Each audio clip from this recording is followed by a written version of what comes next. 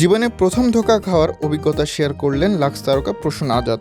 15 বছর বয়সের সেই তিক্ত স্মৃতিই তাকে বদলে দিয়েছে। সামাজিক মাধ্যমে এমনটিই জানান এই লাক্স তারকা। প্রসূন লেখেন, জীবনে প্রথম ধোঁকা খাওয়ার মুহূর্ত তিনি কখনো ভুলতে পারেননি। সেই ছিল প্রথম, আর সেটাই শেষ।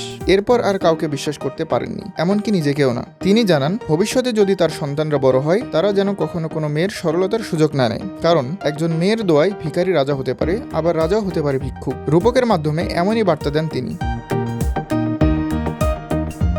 প্রসূন আরও লিখেছেন, তিনি ইচ্ছা করেন যদি আরও আগে ফারহাদ ও শেজাদের বাবাকে খুঁজে পেতেন, তবে ছোট্ট একটা সংসার বানাতেন, পাখির বাসার মতো। তাহলে মন, সময় ও আত্মার এত অপচয় হতো না।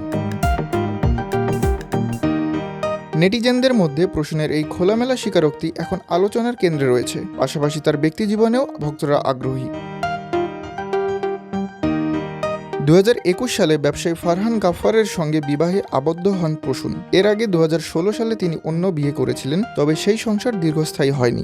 2025 সালে তিনি দ্বিতীয় পুত্র সন্তানের জন্ম দিয়েছিলেন। বর্তমানে প্রসূন পরিবারকে সময় দিয়ে তার নতুন সংসার ও মাতৃত্বকে অগ্রাধিকার দিচ্ছেন, তাই মিডিয়ায় প্রকাশ্যে কাজ কম। তবে সামাজিক মাধ্যমে তিনি মাঝে মাঝে সক্রিয় থাকেন। তার জীবন এখন পরিবারকে কেন্দ্রীভূত, যেখানে পুরনো অভিজ্ঞতা ও শিক্ষা তাকে নতুন করে গড়ে তুলেছে।